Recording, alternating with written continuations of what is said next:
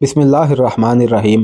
موسیٰ بن نصیر نے طارق بن زیاد کی جارحانہ قیادت، صلاحیتوں اور جذبے کو دیکھتے ہوئے اسے سپہ سالار اعلیٰ مقرر کر دیا۔ وہ سرگاسا سے آگے بڑھے، کتلونا اور ویلنیشیا دو بڑے شہر فتح کیے، دو صوبے گلیشیا اور التریاس رہ گئے تھے۔ جاسوسوں نے بتایا کہ ان دونوں صوبوں کے عیسائی گورنر خود مختار بن بیٹھے ہیں اور وہاں عملاً حکومت پادریوں کی ہے، جنہوں نے لوگوں پر مذہبی جنون طاری کر رکھا ہے۔ یہ علاقے کوچ اور پیش قدمی کے لیے وادی الحجارہ اور وادی اراگون جیسے دشوار گزار تھے۔ دریا بھی تھے اور چھوٹی بڑی ندیاں اور نالے بھی تھے، گھنے جنگلات بھی تھے اور کٹے بھٹے بنجر میدان اور سنگلاہ وادیاں بھی تھیں۔ موسم کا کچھ اعتبار نہ تھا، کہیں تیز و تند آدھی مجاہدین کو آگے بڑھنے سے روکتی تھی اور کبھی طوفان باد و باران ان کے قدم اکھاڑنے اور حوصلے توڑنے کی کوشش کرتا تھا۔ بکھری ہوئی سیلابی ندیوں اور نالوں نے اور دلدل نے مسلمانوں کی پیش قدمی کو پسپائی میں بدلنے کو بہت جوش مارا، لیکن اللہ اکبر کے نعرے رات کی چمک اور کڑک کا منہ چڑھاتے آگے ہی آگے بڑھتے گئے۔ وہ دشت و جبل کا سینہ چاک کرتے گئے، جہاں گئے وہاں غازیوں اور شہیدوں کے خون سے زمین لالازار ہوئی، اسلام کے پرچم اڑتے اور لہراتے رہے۔ موسیٰ بن نصیر اور طارق بن زیاد کی قیادت میں مجاہدین کے لشکر کی یہ پیش قدمیاں ہی ایسی حیران کن ہیں کہ یورپ کے متعصب تاریخ نویسوں نے بھی حیرت کے اظہار کے ساتھ مسلمانوں کو خراج تحسین پیش کیا ہے۔ مشہور و معروف اور ساری دنیا میں مستند مانا جانے والا مورخ گبن لکھتا ہے کہ یہ مسلمان قوم اپنی ہی قسم کے جذبے کے جنون میں مبتلا تھی کہ انہیں نہ آفات فلکی روک سکی، نہ ان کے آگے طاقتور فوج ہی ٹھہر سکی، اور وہ فرانس کی سرحد میں بھی داخل ہو گئے۔ مجاہدین نے گلیشیا اور التریاس کے صوبے بھی فتح کر لیے۔ ان فتوحات کی تفصیلات ویسی ہی ہیں جیسی پہلی ہر فتح کی بیان ہو چکی ہیں۔ عزیز بیٹے، موسیٰ بن نصیر نے طارق بن زیاد سے کہا، کیا اندلس کا کوئی اور شہر یا کوئی اور قلعہ رہ گیا ہے جو ہم نے فتح نہ کیا ہو؟ نہیں امیر محترم، طارق نے کہا، اندلس کا کوئی ایسا شہر اور کوئی ایسا قلعہ نہیں رہ گیا جس پر سلطنت اسلامیہ کا پرچم نہ لہرا رہا ہو، اور خدا کی قسم ابن زیاد، موسیٰ نے کہا، تم میری تائید کرو گے کہ ہمیں فرانس کی سرحد میں داخل ہونا چاہیے۔ سلطنت اسلامیہ کی کوئی سرحد نہیں ہوتی قابل احترام امیر، طارق نے کہا، ہمیں فرانس کی اگلی سرحد تک پہنچنا چاہیے۔ نواب ذوالقدر جنگ بہادر اپنی کتاب خلافت اندلس میں مختلف مورخوں کے حوالے سے لکھتے ہیں کہ موسیٰ بن نصیر نے فرانس کی سرحد کے قریب کچھ دن قیام کیا تاکہ لشکر ذرا سستا لے اور زخمی لڑنے کے قابل ہو جائیں۔ اس دوران موسیٰ اور طارق نے پورے یورپ کو فتح کرنے کا پلان تیار کیا اور ایک صبح فرانس کی سرحد میں داخل ہو گئے۔ خلافت اندلس میں لکھا ہے کہ مسلمانوں نے فرانس کے دو بڑے شہروں بارسلونا اور ناربون بغیر مزاحمت کے فتح کر لیے تھے۔ ناربون کے متعلق لکھا ہے کہ تلیتلا سے 300 فرسخ یعنی 1050 میل کے فاصلے پر تھا۔ یہ دونوں شہر آج بھی موجود ہیں۔ بیشتر مورخوں نے لکھا ہے کہ فرانسیسی فوج نے مسلمانوں کا بڑا ہی سخت مقابلہ کیا تھا، اور یہ بھی کہ لڑنے کے جذبے اور صلاحیت کے لحاظ سے فرانس کی فوج اندلس کی فوج سے بدرجہ بہتر تھی۔ اس سے آگے فرانس کا بہت ہی دشوار گزار سلسلہ کوہ پارنس تھا، جسے مسلمانوں نے جبل البرتات کا نام دیا تھا۔ ان میں بعض پہاڑوں کی چوٹیاں بہت ہی بلند تھیں۔ مورخ گبن اپنی مشہور کتاب سلطنت روم کا عروج زوال میں لکھتا ہے کہ موسیٰ بن نصیر نے پارنس کی ایک چوٹی پر کھڑے ہو کر فرانس کو اپنے قدموں میں دیکھا اور کہا تھا کہ وہ اپنی فوج میں مزید نفری شامل کر کے یورپ کو فتح کرتا ہوا قسطنطنیہ تک پہنچے گا اور وہاں سے اپنے ملک شام میں داخل ہوگا۔ گبن آگے چل کر لکھتا ہے کہ اگر اس مسلمان جرنیل کو آگے بڑھنے کا موقع مل جاتا تو یورپ کے دینی مدرسوں اور دوسرے اسکولوں میں انجیل کی بجائے قرآن پاک پڑھایا جاتا، اللہ کی توحید اور محمد کی رسالت کے سبق دیے جا رہے ہوتے، اور آج یورپ میں پوپ کی بجائے شیخ الاسلام کے حکام نافذ ہوتے۔ موسیٰ بن نصیر فرانس کے یہی 3-4 شہر اور یہ سارا علاقہ فتح کر کے آگے کیوں نہ بڑھا؟ اس سوال کا ایک جواب تو ایک روایت کی صورت میں تاریخ میں ملتا ہے جو متعدد مورخوں نے لکھا ہے۔ روایت یہ ہے کہ موسیٰ اور طارق فرانس کا ایک اور شہر لیون فتح کر کے آگے بڑھے تو راستے میں انہیں قدیم عمارتوں کے کھنڈر نظر آئے۔ دونوں لشکر سے ہٹ کر یہ کھنڈر دیکھنے چلے گئے۔ ایک ستون کھڑا تھا، اس پر یہ الفاظ کنندہ تھے، اے اولاد اسماعیل، یہاں تک تم پہنچ گئے، یہیں سے واپس چلے جاؤ۔ اسی ستون کی دوسری طرف لکھا تھا، اگر تم یہاں سے آگے بڑھے تو تم میں خانہ جنگی شروع ہو جائے گی جو تمہاری جمعیت اور طاقت کو تباہ و برباد کر دے گی۔ مورخ لکھتے ہیں کہ موسیٰ گہری سوچ میں گم ہو گیا، پھر اس نے اپنے سالاروں سے مشورہ کیا۔ سب نے مشورہ دیا کہ واپسی ہی بہتر ہے، ہم نے جو ملک فتح کر لیا ہے اس کا نظم و نسق اور دیگر امور سنبھال لیں تو بہتر ہے، کہیں ایسا نہ ہو کہ اندلس بد نظمی کا شکار ہو جائے۔ चनाचे मूसा ने वापसी का हुक्म दे दिया। फ्रांस से वापसी की या मजीद आगे ना बढ़ने की एक वजह बिल्कुल वाज़ेह है, वो ये कि मूसा बिन नसीर फ्रांस के एक मकाम लेगो में था और तारक बिन ज़ियाद वहाँ से कुछ दूर एक मकाम एस्तोरगा में था। एक रोज़ दमिश्क से खलीफा वलीद बिन अब्दुल मलक का ख़ास एलची अबू नसर मूसा के पास ये हुक्म लेकर आया कि वो और तारक बिन ज़ियाद मजीद पेशकदमी रोक दें और फ़ौरन दमिश्क पहुँचे और मजीद हकाम के लिए बारगाह खिलाफत में हाज़िरी दें। क्या अमीरुल मोमिनीन को मालूम नहीं कि मैं और तारक यहाँ से चले गए तो फतह किया हुआ अंदलस हमारे हाथ से निकल सकता है? मूसा ने अबू नसर से पूछा। अमीरुल मोमिनीन को क्या मालूम है और क्या मालूम नहीं है, ये मैं नहीं जानता, अबू नसर ने कहा। उन्होंने हुक्म दिया है कि मूसा और तारक फ़ौरन दमिश्क पहुँचे। बाज़ मुअर्रिखों ने लिखा है कि खलीफा वलीद बिन अब्दुल मलक ने पहले भी मूसा को दमिश्क बुलाया था, लेकिन मूसा पेशकदमी और फतुहात में इस कदर मसरूफ़ था कि वो दमिश्क ना गया। खलीफा वलीद के साथ मूसा के ताल्लुकात दोस्ताना थे। उसे ऐसा खतरा नहीं था कि खलीफा नाराज़ होगा, लेकिन खलीफा ने अपना एक एलची भेज दिया और बड़ा सहद हुक्म भेजा कि फ़ौरन दमिश्क पहुँचो। इब्ने नसीर अबू नसर ने मूसा से कहा, अपनी हैरियत चाहते हो तो फ़ौरन मेरे साथ दमिश्क रवाना हो जाओ। मूसा ने उसी वक्त एक तेज़ रफ्तार कासद तारक बिन ज़ियाद की तरफ भेजा कि वो फ़ौरन उसके पास लियोगो पहुँचे। तारक बिन ज़ियाद तो जैसे उड़ता हुआ पहुँचा। मूसा ने उसे बताया कि अमीरुल मोमिनीन का बुलावा आया है और कल फजर की नमाज के बाद रवाना होना है। अमीर मोहतरम, तारक ने मूसा से कहा, क्या ये नहीं हो सकता कि अमीरुल मोमिनीन को? इब्ने ज़ियाद अबू नसर ने तारक को टोक कर कहा, अमीरुल मोमिनीन कोई जवाब कबूल नहीं करेंगे, उनके इताब को मैं जानता हूँ। तारक बेटा, मूसा के ये अल्फाज तारीख में महफूज हैं जो उसने तारक से कहे, चलना ही पड़ेगा, वापस चलने में ही हमारी बेहतरी है। मैंने अपनी बेहतरी की कभी परवाह नहीं की, तारक ने कहा, मेरे सामने सुल्तनत इस्लामिया की बेहतरी है। तुमने मेरी हुक्मदुली की थी तो मैंने तुम्हें माफ़ कर दिया था। मूसा ने कहा, अमीरुल मोमिनीन अपने हुक्म की खिलाफ वर्जी माफ़ नहीं करेंगे। जा तारक बेटे, जाने की तैयारी कर ले, हम वापस आएंगे। फारस के ये बुलंद व बाला पहाड़ हमारा इंतज़ार करेंगे। मूसा और तारक दमिश्क को रवानगी की तैयारी करने लगे। उन्हें ज़रा सा भी शक न हुआ कि वो कभी वापस ना आने के लिए जा रहे हैं और दमिश्क का कैदखाना मूसा बिन नसीर का और हमेशा की गुमनामी तारक बिन ज़ियाद की मुंतज़र है। तारक बिन ज़ियाद तो अमीरुल मोमिनीन की हुक्मदुली के लिए भी तैयार हो गया था, लेकिन उसके साथ उसका अमीर मूसा बिन नसीर था। तारक उसके हुक्म का पाबंद था। तारक ने मूसा की हुक्मदुली की थी, लेकिन उस वक़्त वो आज़ाद था।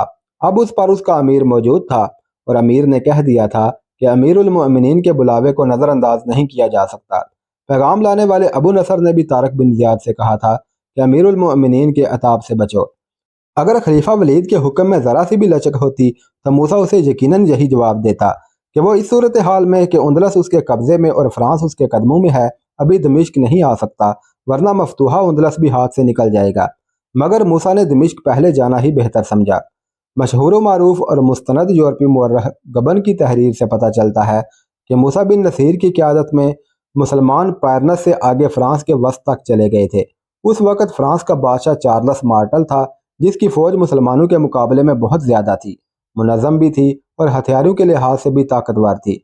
गिब्बन ने उस जंग की कोई तफसील नहीं लिखी। उसने इतना ही लिखा है कि चार्लस मार्टल ने मुसलमानों को फ्रांस के एक वस्ती इलाके में शिकस्त दी तो मुसलमानों के सिपा सालार ने यही बेहतर समझा कि अपनी फतुहात को उंदलस तक महदूद रखे और वह पीछे हट गया। गिब्बन ने यह भी लिखा है कि उधर तुर्कों ने जर्मनी पर हमला कर दिया, लेकिन पोलैंड के बादशाह सोबस्की ने तुर्कों को जर्मनी की सरहद पर रोक लिया और कभी भी आगे ना बढ़ने दिया। गिब्बन लिखता है कि तुर्कों और अरबों के ये हमले कामयाब हो जाते तो आज यूरोप का मजहब ईसाइयत की बजाय इस्लाम होता। हकीकत यह है कि खलीफा वलीद बिन अब्दुल मलक आमरियत का यह मुजाहरा ना करता कि मूसा और तारक को दमिश्क हाजिरी देने का हुक्म भेज दिया तो ये दोनों तारीखी साथ सिपा सालार फ्रांस को फतह करके ही दम लेते। मूसा बिन नसीर जो मैदान जंग में एक काबिल, बेखौफ और जारे सिपा सालार था, मैदान जंग के बाहर गैर मामूली तौर पर दानिशमंद था। नवाब जुल्कदर जंग बहादुर ने अपनी किताब खिलाफत उंदलस में 2-3 गैर मुस्लिम मुअर्रिखों के हवाले से एक वाक़या लिखा है जो अरबों की हसूसी जहानत का पता देता है। ये वाक़या अशबिलिया के मुहासरे का है। ये मुहासरा पहले तफसील से बयान हो चुका है। अशबिलिया की फ़ौज ने मुसलमानों का मुकाबला बेजिगरी से किया था, लेकिन मुसलमानों के दबाव से घबरा कर वह सुलह की बात पर आ गए थे। बाज़ मुअर्रिखों ने लिखा है कि एक जगह से मुसलमानों ने शहर की दीवार तोड़ ली थी और बहुत से मुसलमान जो सब के सब अरब थे अंदर जाने लगे। ईसाई फ़ौज ने उन अरबों पर ऐसा ज़बरदस्त हमला किया کہ ان تمام عربوں کو مار ڈالا۔ بعد میں وہاں ان شہیدوں کا یادگاری مینار تعمیر کیا گیا تھا جو برج الشہداء کے نام سے مشہور ہوا اور آج بھی موجود ہے۔ اتنے زیادہ نقصان سے گھبرا کر موسیٰ نے صلح کی پیشکش کی۔ شہر کے چند سرکردہ افراد موسیٰ کے پاس آئے۔ موسیٰ نے اپنی شرائط پیش کی جو شہر والوں نے قبول نہ کی۔ دوسری ملاقات 2 روز بعد طے ہوئی۔ موسیٰ کی داڑھی اور سر کے بال سفید تھے۔ اس وقت تک حزاب سے صرف مسلمان واقف تھے۔ حزاب مسلمانوں کی ہی ایجاد تھی۔ اندلس کے لوگ حزاب سے نا آشنا تھے۔ اشبیلا کا وفد صلح کی شرائط طے کرنے کے لیے دوسری بار آیا تو موسیٰ نے داڑھی اور سر کو حنا کا حزاب لگا رکھا تھا جس کا رنگ سرخ تھا۔ وفد کے آدمی موسیٰ کو حیرت سے دیکھ رہے تھے کہ اس کے سفید بال سرخ کیسے ہو گئے ہیں۔ صلح کی شرائط پر مذاکرات شروع ہوئے اور ناکام ہو گئے اور ایک اور ملاقات کا فیصلہ ہوا۔ 2 دنوں بعد فریقین کی پھر ملاقات ہوئی۔ یہ مذاکرات اس وجہ سے ناکام ہو رہے تھے کہ موسیٰ کی شرائط بڑی سخت تھیں۔ وہ انہیں ہتھیار ڈالنے کو کہہ رہا تھا۔ آخری ملاقات کے لیے اشبیلیہ کا وفد گیا تو دیکھا کہ موسیٰ کی سرخ داڑھی اور سر کے بال سرخ کی بجائے کالے تھے۔ اس نے کالا حزاب لگا رکھا تھا۔ موسیٰ کی عمر 80 سال کے قریب تھی اور وہ ذرا سا جھک کر چلتا تھا۔ آخری ملاقات کے دوران موسیٰ جوانوں کی طرح سیدھا ہو کر ٹہلتا رہا۔ اس روز بھی مذاکرات ناکام رہے۔ موسیٰ نے بڑے سخت الفاظ میں وفد سے کہا کہ اب وہ ان سے شہر کے اندر ملے گا اور ان کی فوج کی لاشوں پر اپنی فوج کو گزار کر شہر میں لے آئے گا۔ اب میری تلوار شرائط طے کرے گی۔ نواب ذوالقدر جنگ بہادر لکھتے ہیں کہ اشبیلیہ کا وفد واپس چلا گیا اور یہ سرکردہ افراد آپس میں صلح مشورہ کرنے لگے۔ ان کی شرطیں مان لو۔ وفد کے لیڈر نے اپنے ساتھیوں سے کہا، اس سپہ سالار موسیٰ کے پاس کوئی مافوق الفطرت طاقت ہے۔ تم نے دیکھا نہیں تھا کہ وہ کتنا بوڑھا تھا۔ اس کی داڑھی کا ایک بال بھی کالا نہیں تھا، پھر اس کے بال سرخ ہوئے اور آج وہی بال کالے ہو گئے ہیں اور اب وہ جوانوں کی طرح چلتا اور بولتا ہے۔ یہ بھی دیکھو کہ مسلمان دیکھتے ہی دیکھتے سارے ملک پر چھا گئے ہیں۔ پھر موسیٰ کی تمام شرائط مان لی گئیں۔ یہ ایک نفسیاتی حملہ تھا جو کامیاب رہا تھا اور یہ موسیٰ بن نصیر کی عقل و دانش کا ایک مظاہرہ تھا۔ موسیٰ نے بہت سوچ بچار کے بعد فیصلہ کیا تھا کہ اسے خلیفہ کے حکم کی تعمیل کرنی چاہیے۔ چنانچہ وہ اور طارق بن زیاد دمشق کے لیے روانہ ہو گئے اور طلیطلہ جا پہنچے۔ سالار مغیث الرومی بھی ان کے ساتھ ہو لیا۔ موسیٰ اسے اپنے ساتھ لے جانے پر آمادہ نہ تھا۔ امیر محترم، مغیث الرومی نے کہا، میں نے قرطبہ فتح کیا تھا تو قرطبہ کے گورنر نے ہتھیار ڈالنے سے انکار کر دیا اور ہمیں بہت جانی نقصان اٹھانا پڑا تھا۔ میں نے گورنر کو گرفتار کر لیا تھا۔ آپ اپنے ساتھ امیر المومنین کو پیش کرنے کے لیے 30,000 جنگی قیدی اور بہت سی کنیزیں اور لونڈیاں لے جا رہے ہیں۔ میں صرف یہ ایک قیدی امیر المومنین کی خدمت میں پیش کروں گا۔ کیا میرا حق نہیں؟ یقیناً یہ تمہارا حق ہے، موسیٰ نے کہا اور اسے اپنے ساتھ چلنے کی اجازت دے دی۔ موسیٰ بن نصیر طلیطلہ میں کچھ دن قیام کرنا چاہتا تھا۔ اس نے ایک تیز رفتار قاصد اس پیغام کے ساتھ دمشق کو دوڑا دیا تھا کہ وہ اور طارق آ رہے ہیں۔ طلیطلہ میں موسیٰ نے تمام تحفے جو خلیفہ کو پیش کرنے تھے اور تمام مال غنیمت جو بیت المال کے لیے رکھا گیا تھا الگ کروانا شروع کر دیا۔ جنگی قیدی ہزاروں کی تعداد میں تھے۔ موسیٰ نے ان قیدیوں کو بھی دیکھنا اور ان میں سے اپنے ساتھ دمشق لے جانے کے لیے قیدیوں کا انتخاب کرنا تھا۔ جولین اور اوپاس موسیٰ کے ساتھ تھے۔ اوپاس میردیاں کو ڈھونڈ رہا تھا۔ میردیاں کا تفصیلی ذکر پہلے ہو چکا ہے۔ اوپاس اور میردیاں نوجوانی میں ایک دوسرے کو چاہتے تھے۔ اس وقت اوپاس کا بڑا بھائی ویٹزا اندلس کا بادشاہ تھا۔ اوپاس میردیاں کے ساتھ شادی کرنا چاہتا تھا لیکن اس کے بادشاہ بھائی نے اسے اجازت نہ دی کیونکہ میردیاں یہودن تھی اور وہ ایک عام خاندان کی لڑکی تھی۔ کچھ ہی عرصے بعد رارک نے فوج کو اپنے زیر اثر کر کے ویٹزا کے خلاف بغاوت کر دی جو کامیاب رہی اور پھر رارک نے ویٹزا کو قتل کر دیا۔ ویٹزا کا خاندان اندلس سے بھاگ کر سیوستا چلا گیا جہاں کے حکمران جولین نے انہیں پناہ دی۔ ایک روز اتفاق سے رارک کی نظر میردیاں پر پڑ گئی۔ میردیاں بڑی ہی حسین اور دلکش لڑکی تھی۔ رارک بادشاہ تھا۔ اس نے میردیاں کو شاہانہ حکم سے اپنے ہاں بلایا اور اسے اپنے حرم میں شامل کر لیا۔ میردیاں جو ایک بھلی لڑکی تھی گناہوں کی دنیا میں پہنچ گئی۔ وہ یہودن تھی۔ اوپاس کے ساتھ تو وہ مخلص تھی لیکن اسے زبردستی شاہی حرم میں داخل کر کے اس کے جذبات کا گلا گھونٹا گیا تو اس میں یہودیوں کے فطری اوصاف بیدار ہو گئے، یعنی فتنہ، ریاکاری اور عیاری۔ ان اوصاف کی بدولت وہ رارک کی منظور نظر بن گئی اور شاہی محل پر چھا گئی۔ پہلے یہ واقعہ تفصیل سے بیان ہو چکا ہے کہ طارق بن زیاد اندلس میں داخل ہوا تو اوپاس بھیس بدل کر طلیطلہ گیا اور میردیاں سے ملا اور اسے طارق بن زیاد کی درپردہ مدد کے لیے آمادہ کیا۔ اب اوپاس اور میردیاں ادھیڑ عمری میں تھے۔ میردیاں نے جو مدد کی وہ پہلے بیان ہو چکی ہے۔ اس نے راڈرک کے ساحر کو قتل کر دیا تھا جو راڈرک کی فتح کے لیے کالا جادو کر رہا تھا۔ راڈرک مارا گیا تو میرنیا کی دنیا ہی بدل گئی۔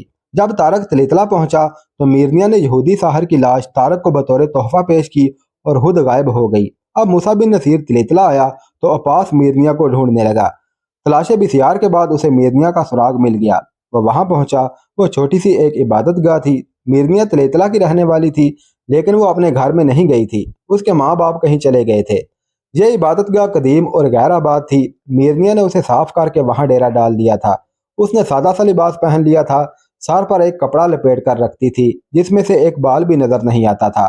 عپاس کو دیکھ کر اس کے چہرے پر وہ تاثر نہ آیا جس کی عپاس کو توقع تھی۔ اس کا چہرہ ہر قسم کے تاثر سے عاری رہا۔ یہاں کیا کر رہی ہو؟ عپاس نے اس سے پوچھا۔ عبادت، میرنیا نے وجدانی سی کیفیت میں جواب دیا۔ خدائے یہودا سے گناہوں کی بخشش مانگ رہی ہوں۔ تم کیوں آئے ہو؟ تمہیں اپنے ساتھ لے جانے آیا ہوں میرنیا، عپاس نے کہا۔ تمہاری جگہ یہ نہیں، تم شاہی محل کی ایک اہم فرد ہو۔ شاہی محل؟ میرنیا نے طنزیہ کہا۔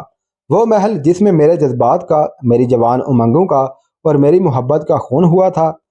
اب اس محل میں راڈرک نہیں، عپاس نے کہا۔